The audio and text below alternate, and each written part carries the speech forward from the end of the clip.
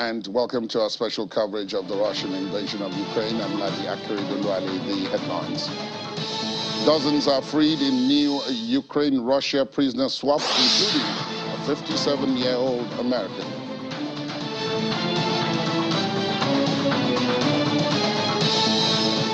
Russia shows off installation of intercontinental missile ahead of Strategic Forces Day.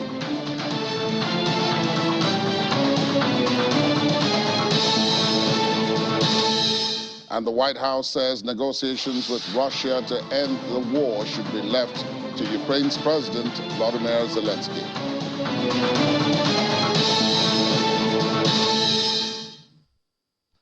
We begin with news of that prisoner swap, and dozens of people, including a United States citizen, have been released in the latest prisoner swap between Russia and Ukraine, nearly 10 months into a grinding war that began after Moscow invaded its neighbor. Andriy Yermak, the head of the Ukrainian president's office, says the latest exchange included 64 Ukrainian soldiers and a U.S. national living in Ukraine. Mr. Yermak identified the American as Suedi Murakezi, who he said had been, quote, helping our people before he ended up in Russian custody. However, the White House National Security spokesperson, John Kirby, did not name the freed American, citing privacy concerns. And Italian troops led the NATO military drills in the Bulgarian Novoselo training base overnight. Italian infantry fighting vehicles practiced defensive activities alongside troops from Albania, Greece, North Macedonia, Montenegro, and the United States. Italy took over the command of a new NATO battle group stationed in Bulgaria in October, one of 4 set up in the wake of Russia's invasion of Ukraine. We are very happy because the Italian Ministry of Defense were able to put together in a very short time this battle group, like Fremo Nation, and of course we are very happy because a lot of nations are involved in this battle group: Albania, Greece, North Macedonia, Montenegro, United States of America, Bulgaria, of course, and Italy. And the Kremlin spokesman Dmitry Peskov says it has not received any proposals about a Christmas ceasefire in Ukraine. Ukrainian President Volodymyr Zelensky called earlier this week on Russia to start withdrawing its troops from his country by Christmas as the first step towards a peace deal in the conflict, which has been raging for almost 10 months. And in the further sign of the importance it attaches to its strategic nuclear deterrent, the Russian military has loaded a Yars ballistic missile into a silo launcher in the Kaluga region. The Ministry of Defense released video to mark the event just ahead of Russia's Day of Strategic Missile Forces. It said that an intercontinental ballistic missile of the Yars complex was loaded into a silo launcher at the Kozelsky missile formation in the Kaluga region. The commander of the missile formation, Alexei Sokolov, says, quote, the importance of this operation lies in the fact that the missile will be on combat duty as planned. The motherland will receive another sample of nuclear missile weapons, which will allow us to solve any tasks at the strategic level. And 6 wagons at the Prague military railway were loaded with power generators and heaters donated to help Ukrainians get through the harsh winter ahead. Prague Mayor Zdenek Rubits said 626 diesel heaters and 18 generators will be shipped to Kiev and Mykolaiv in Ukraine. Since October, Russia has been targeting Ukraine's civil power and heating systems with long-range missiles and drones. Moscow says the aim is to reduce Kiev's ability to fight and push it to negotiate. And U.S. National Security Council Special Coordinator of Communications John Kirby has said that any discussions on whether it's time to negotiate with Russian President Vladimir Putin for an end to the war in Ukraine should be left to President Zelensky and not the United States, while acknowledging that initial assessments that the war could end by year's end seem unlikely. Mr. Kirby said, quote, we certainly would love to see it end, if not today, then before the end of this year, which is of course fast approaching. I think just given what we're seeing in the air and on the ground in Ukraine, it's difficult to conclude that this war will be over by year's end. Mr. Kirby adds that while military analysts have suggested winter freezes may cause a lull in skirmishes, as conditions become less ideal for fighting in the air and on the ground in Ukraine. We have no expectation that the fighting will stop in the winter months to come.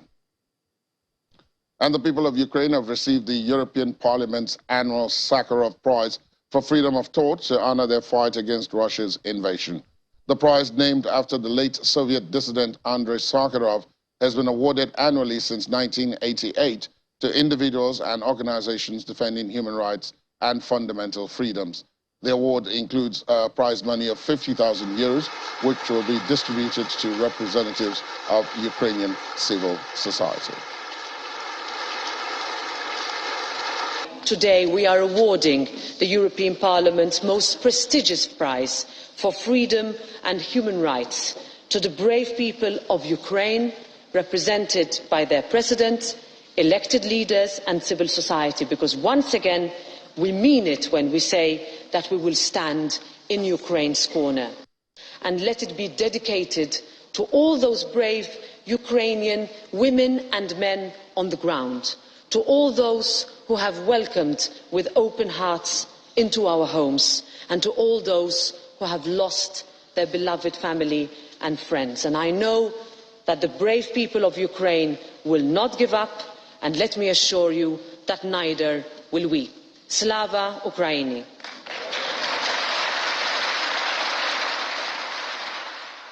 Meanwhile, the head of a Ukrainian civil liberties group, which was last week awarded the Nobel Peace Prize, Alexander Matvichuk, has condemned a circle of impunity which he said Russia had enjoyed for decades.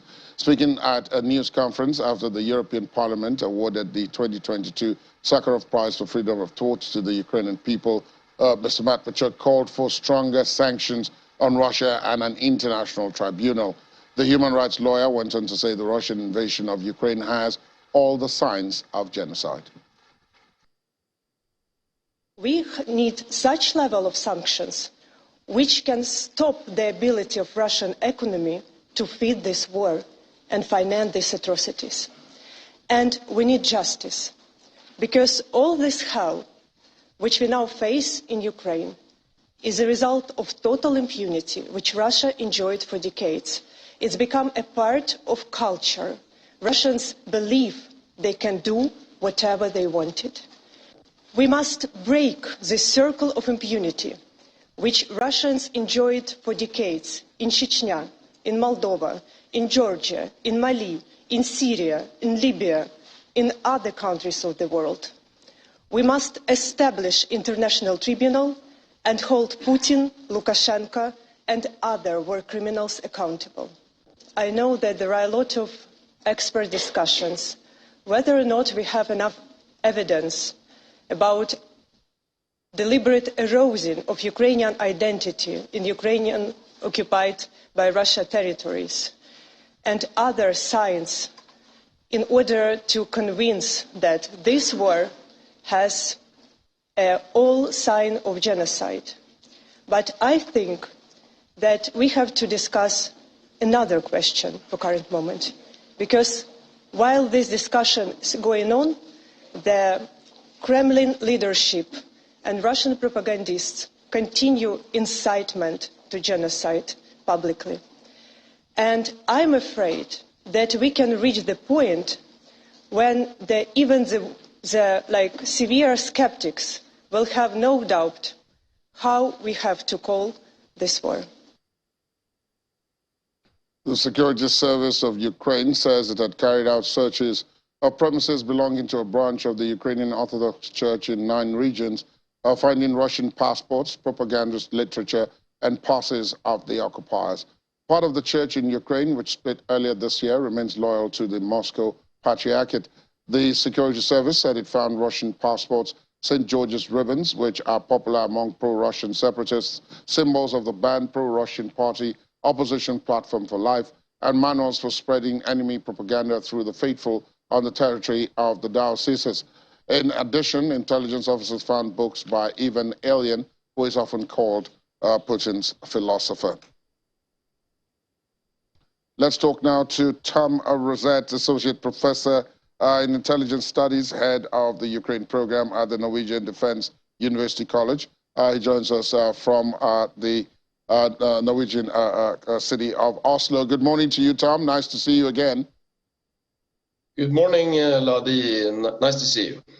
Let's look at this whole idea about the possibility that war could end by the end of the year. I mean, today is the 15th. We've got just over 2 weeks to the end of the year. Yes, there is a peace proposal, but the peace proposal involves something that the Russians are not prepared to countenance. They want negotiations without preconditions. And the Ukrainians say there will be no such negotiations until there are withdrawals first. So we're still where we were 6 months ago, aren't we? Yes, it's absolutely a deadlock, and also reports from Russia indicate that they are planning this for the long haul. The whole society is more and more a militarized economy, and also you said, Kuleba said that the Ukrainian foreign minister said that the Russian side were now preparing a major military operation in February. So it could be increased hostilities this winter and not more movements towards peace. When you and I spoke last, we were cautiously optimistic, shall I say, that perhaps during the winter, because of the weather conditions, fighting proves to be a bit more difficult during that period. There can't be that much movement. Most of the troops are hunkered down in their various trenches, wherever those are.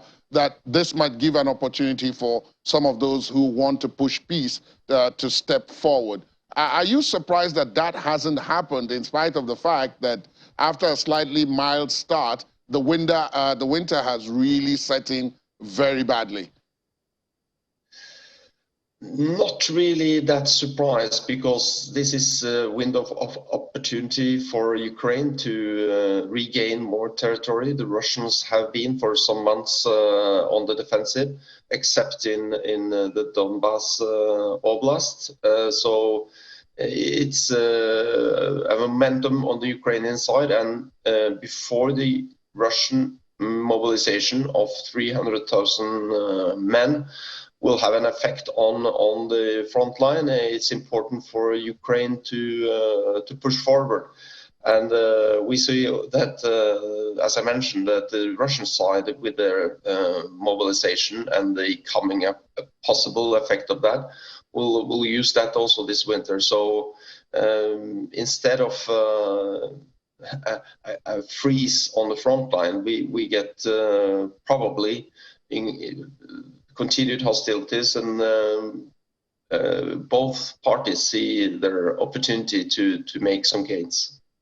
Let me bring you to everyday living in Europe. You are in Norway, the Norwegian city of Oslo, and of course, apart from the fairly difficult winter that everybody knows that Europe goes through at about this time, there was the specter of gas, heating, high costs and all of that ahead of this particular winter. So there were some dire predictions about what could happen. What's it like in Norway? I know that, of course, Norway is a huge producer of oil and gas, so probably that might not be much of a concern. But what is it like on a day-to-day basis on the ground there? Well, the winter has arrived. Now it's 15 degrees minus in Oslo. It's fairly cold. I mean, without electricity, that would be terrible. Like in many parts of Ukraine, continuously, where the electric grid is hit by Russian forces. So, but here, I mean, the electricity bills are high. We're part of the European market on the electricity side. So that's how we notice the war and the consequences of sanctions and the Russian acts that leads directly to gas and oil and especially electricity bills that's high on the whole continent and in Norway as well. On the ground there are those who have said the Russian invasion tended to take countries that had previously been kind of on the fence in terms of their defense and security pact alliances and all of that off the fence, mostly in terms of becoming more closely allied to NATO and the EU and the United States. Is that the situation in Norway? Because I know that Norway is a nominal member, pardon my use of that phrase, of the EU. But do you think this crisis, as it has unfolded, has taken Norway off and put Norway squarely in the camp of the EU and squarely in the camp of NATO and the United States?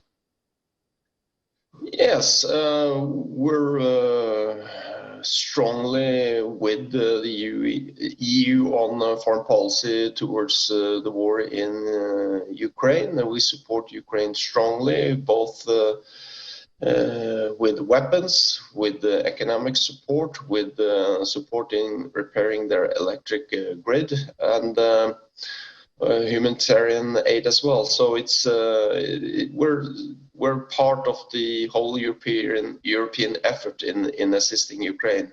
So although we're not a member of the European Union per se, we're part of their economic space.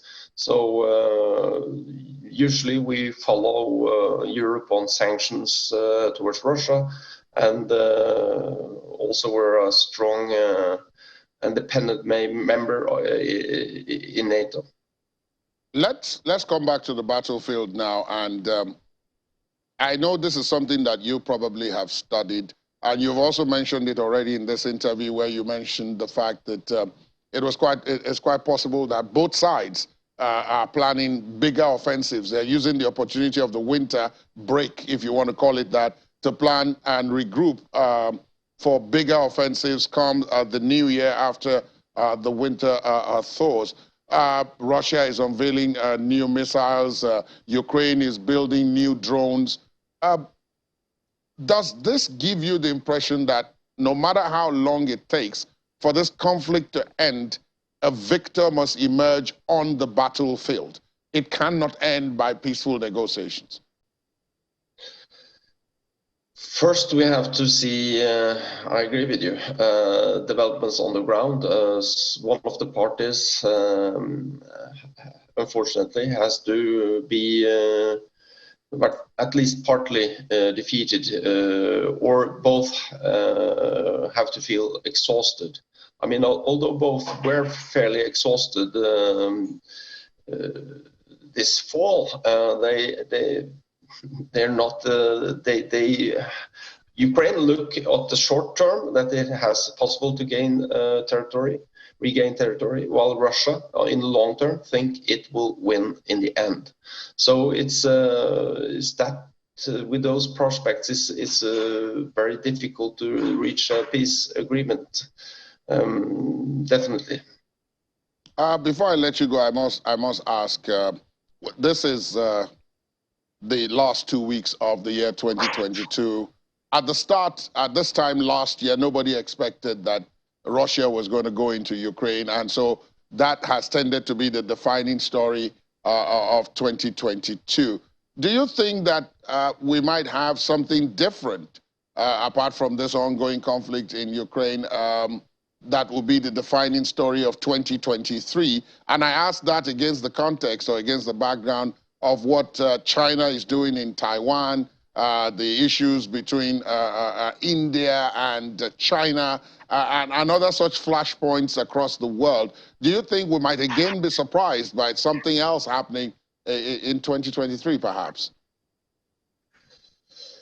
That might be. I think Ukraine will be still the reference for what's not so good in the world, and the Russian attack on Ukraine is something that also will mark the 2023 year. But that's a good point you mentioned. I mean, the Taiwan issue is there, and it's most observers say it's not if, it's a when, and when it happens that China would seek to regain full control of Taiwan.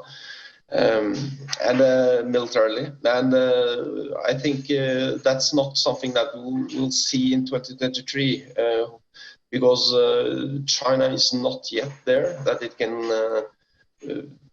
rise and challenge the US militarily. It has, yes, a lot of resources and a lot of military capabilities in the vicinity of Taiwan, and its advantage is the proximity of Taiwan to the China mainland, but I think they're not yet ready, although Xi Jinping is preparing everything and might want to see this before he resigns, but still he has quite many years to go on that. Indeed. Tom Rosette, Associate Professor of Intelligence Studies and Head of the Ukraine Program at the Norwegian Defense University College. Thank you for your time. Compliments of the season. If we don't speak before Christmas, do have yourself a pleasant Christmas and a good New Year ahead. Thank you, and you too, Ladi. Pleasure to talk. Thank you. Welcome back. Ukrainian President Volodymyr Zelensky says there is no calm on the front line, describing Russia's destruction of cities in the east with artillery. In his usual nightly address, Mr. Zelensky said 13 drones had been shot down. Violence returned to Kiev with the first major drone attack on the Ukrainian capital in 2 weeks. 2 administrative buildings were hit, but air defenses largely repelled the attack. The president added that Ukraine was doing everything it could to obtain more modern and powerful anti-aircraft and anti-drone systems and had made important progress on the issue this week. There is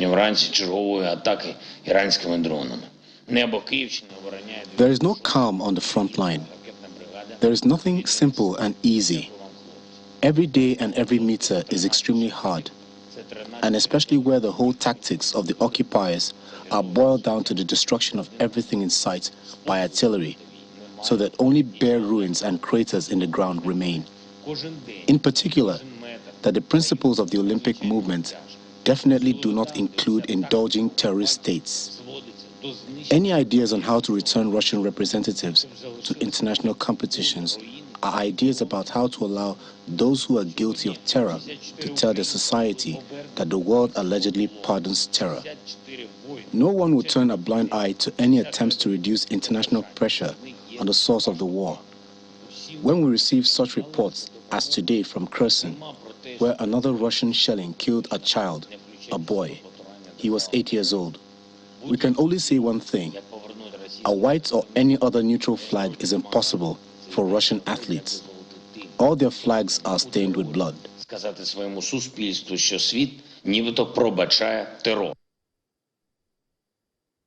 All right, let's, as usual, talk to Ini John Mekwa at this point on the business update arising from this conflict. Morning, Ini. Good morning. No surprises, many of those who have been following this conflict will say the Russian economy is shrinking. Yes, it's shrunk by 3.7% year on year for the third quarter.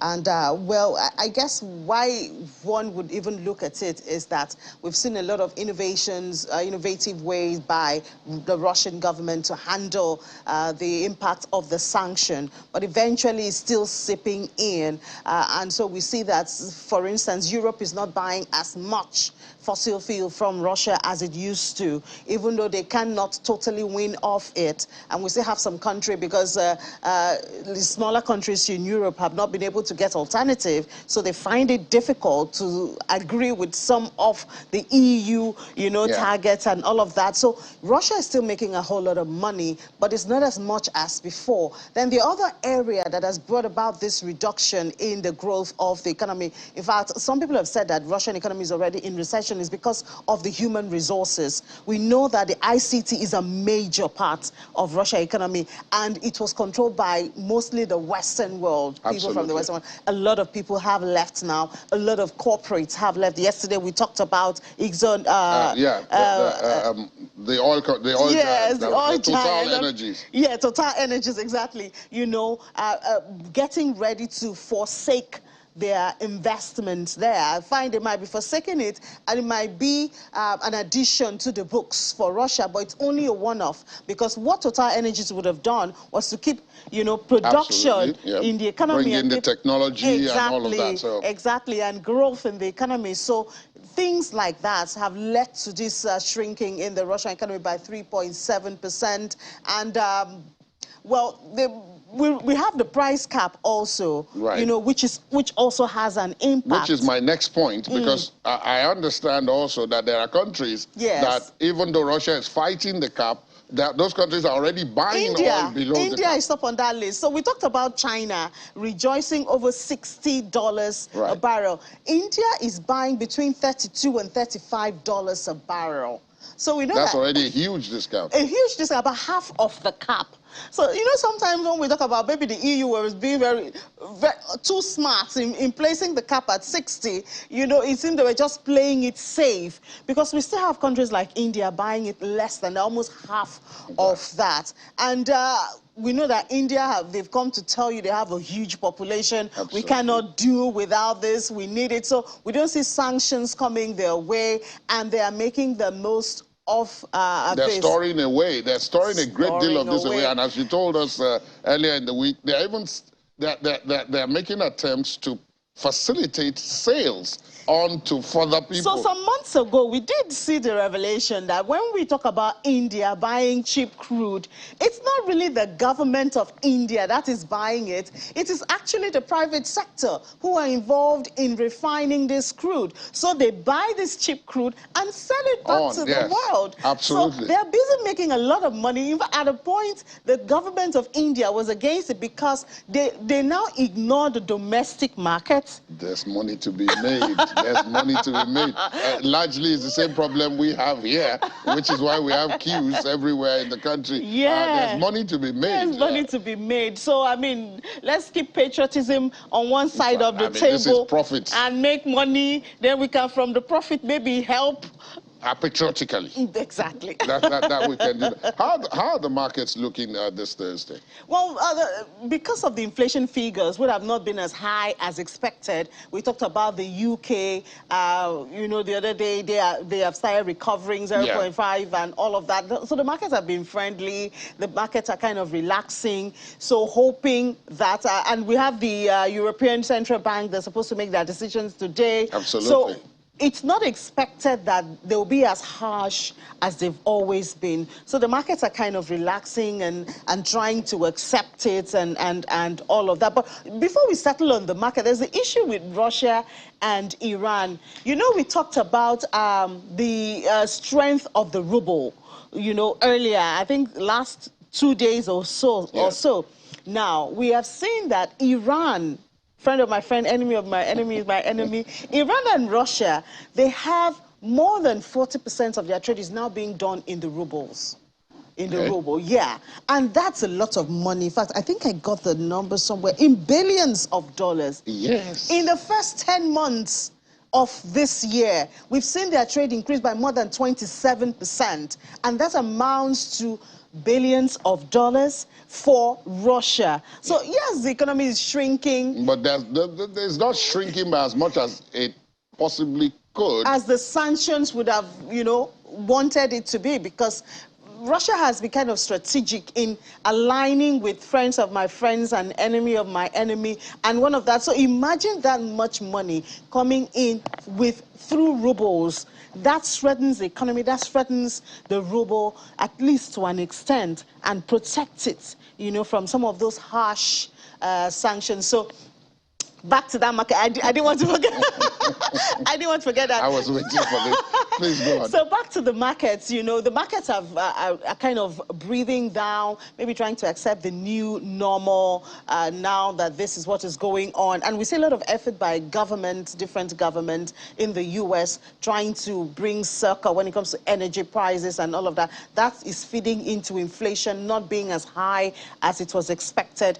And it's also calming the nerves of MPCs and central banks, so they are not increasing the rate as harshly as they at the beginning. Yes. And as people were expecting. Well, back here at home, because people will expect us to talk about this today, regardless of the fact that we're talking about Ukraine, our much expected new Naira notes are supposed to start circulating today. I don't know what you can tell us about that. Well, so far this morning, I've kept my ears close to the ground. The ATMs, at least in this area, we're talking about Ikeja, Bega area, they have not started. All of this, of course, is in Nigeria's capital, Lagos. Yes, commercial capital. And I've made a few phone calls to the administrative capital, Abuja. I haven't seen anyone yet. Yeah, and this is surprising because weeks ago, the central bank did tell the public that those notes have been sent to the banks, right. Just waiting for today, the 15th, when dispensation and circulation is supposed to start. So one would have expected at close of work tomorrow, ATMs would have been loaded at least. And the first man at the ATM this morning. Exactly. And then maybe we could even have the first person to withdraw. To show us. You know what I'm saying? Maybe that will still happen today, really. Yeah, but maybe I mean, look at the time now. Would have expected it to happen early because we've tried a couple of ATMs this morning and none of them are dispensing the new note. They're still dispensing the old ones. So somebody said maybe it's the island guys, but we are all in Lagos. We're all in Lagos. In the commercial capital. We're waiting. We're waiting in both the commercial and administrative capitals, and we can be sure that if we get and you know, the issue of that limit is still a big one for a lot of Nigerians. It was discussed at the National Assembly yesterday. Yes, indeed. And some of the lawmakers... the debate was extremely robust. Yes. Many were against it. Yes, because what people are saying is, yes, we want to be an e-economy. It pays us to be an e-economy for security and all of that. But do we have the infrastructure yet? We still do. This, yeah, yes. We still do a transfer, and then you have to start waiting for the other person to confirm, get. yes. Sometimes it turns into heated argument between two customers because there's not been confirmation of an alert, or there's been a debit on one end and there's no credit on one end, and then you have to start going to the banks, you know, to make a complaint and wait for 7 days at least for you to be able to get it. So this is what people are saying, that infrastructure should be put in place first, and then we can now have, you know, this limit. But I guess the lawmakers are just asking that the limit be lifted more than 20,000 naira. Yeah, per day, and more than 100 per week. And some will say that in many instances we know why. Thank you. I don't know why. I don't know why. Thank you, Edie. Thank you, Edie. There'll be more, of course, on Business Morning and Business Incorporated during the course of today on all this and those new sparkling Naira notes. Probably Edie will have them by the time she's on Business Morning, or indeed on Business Incorporated. Do watch out for that. Thanks, Edie. Thank you. Let's take a look at a couple of other stories. Ukrainian demining specialists cleared a field in Donetsk region filled with vast amounts of unexploded ammunitions, explosive objects, and thousands of anti-tank mines. Alexander, a demining specialist, said there were more than 2,000 mines planted in the field. Some of the mines couldn't be defused and had to be distantly exploded on site instead. Mines and unexploded projectiles are not the only objects posing dangers on what used to be a battlefield. The demining specialists said they have to be specially vigilant for potential booby traps planted in the charred remains of the military equipment and even the bodies left behind. Demining specialists pulled bodies with cables to make sure there are no delayed bombs planted underneath. Thanks for staying tuned. Welcome back. Whoosh staged Russia's only initial public offering of the year through the e-scooter firm raised less than originally hoped in a market deprived of Western investors since Moscow sent troops into Ukraine in February. The company said it raised 2.1 billion rubles, that's about $33.2 million, less than half of its initial goal of $80 million. The shares were placed at 185 rubles each, the lower end of the price range, given Woosh a market capitalization of 20.6 billion rubles. The firm said in a statement that they were trading at 185.4 just after the offering started. Woosh said existing shareholders had provided shares worth 200 million rubles for possible stabilization on the secondary market, taking the IPO's total value to 2.3 billion rubles. The CEO of the company, Dmitry Chuko, pointed to COVID-19, Russia's special military operation in Ukraine, and President Vladimir Putin's subsequent mobilization of servicemen as challenges that his company had overcome to stage the debut. Asked if Woosh had been hoping for more demand from retail investors, he said the company had kept its expectations fluid. With the market gripped by geopolitical uncertainty, he said it was difficult to predict what tomorrow would look like. And Russia's state news agency TASS reports that George Orwell's dystopian novel 1984 sets in an emergent future where totalitarian rulers deprive their citizens of all agency in order to maintain support for senseless wars has topped electronic bestseller lists in Russia. The novel is the most popular fiction download of 2022 on the platform of the Russian online bookseller Litters, and the second most popular download in any category. The English author's novel was published in 1949 when Nazism had just been defeated and the West's Cold War with its erstwhile ally Joseph Stalin and the Soviet communist bloc he then led was just starting. The book was banned in the Soviet Union until 1988. Single-use plastic cutlery, plates, and other items are said to be banned by the United Kingdom government and replaced by biodegradable items as it seeks to tackle the country and the world's growing plastic waste problem. The UK has already banned some single-use plastic items, including straws, stirrers, and cotton buds, but a spokesperson for the Department for Environment, Food and Rural Affairs says the government is determined to go further and faster to reduce, reuse, and recycle more of its resources. The spokesperson said the department held a public consultation into new restrictions on plastics in England and will be addressing the issue. A similar ban is already in place in Scotland, and another one is set to take effect next year in Wales. The Financial Times had reported that the UK Environment Secretary Therese Coffey will announce firm plans in the coming weeks. The government said 1.1 billion single-use plates and 4.25 billion items of single-use cutlery are used in England each year, the equivalent to 20 plates and 75 pieces of cutlery per person.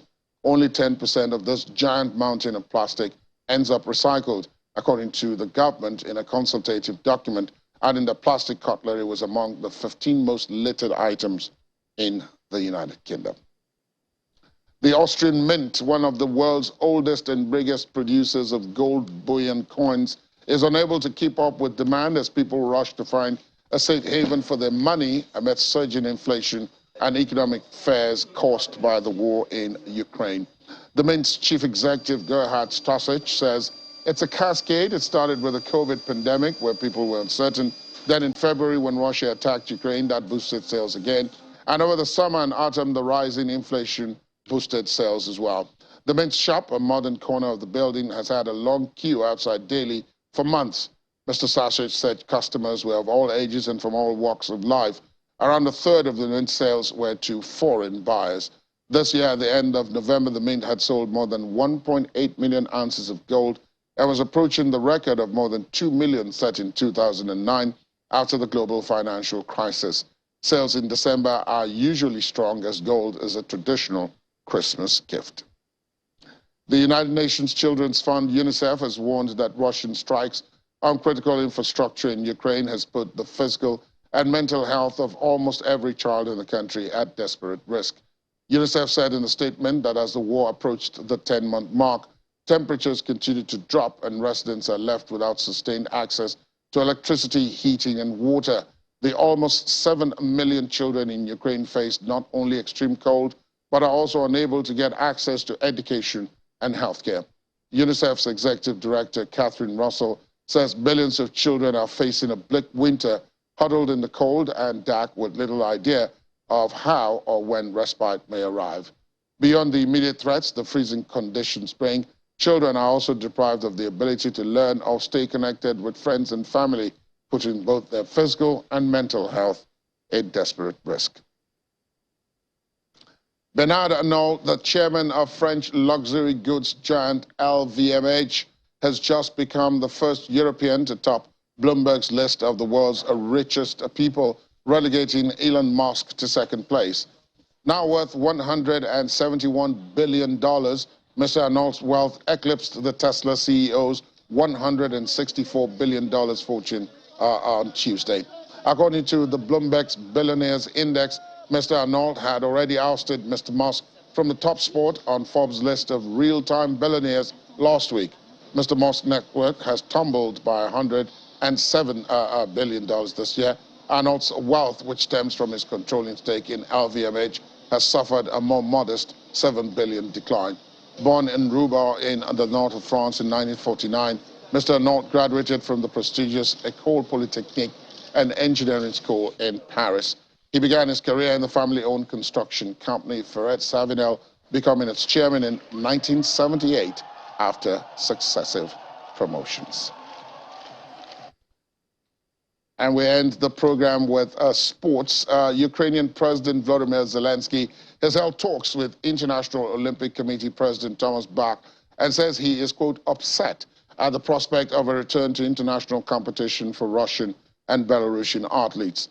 In tweets following the meeting, Mr. Zelensky repeated calls for athletes from the two countries to remain banned from the international sporting arena while the war on Ukraine continues.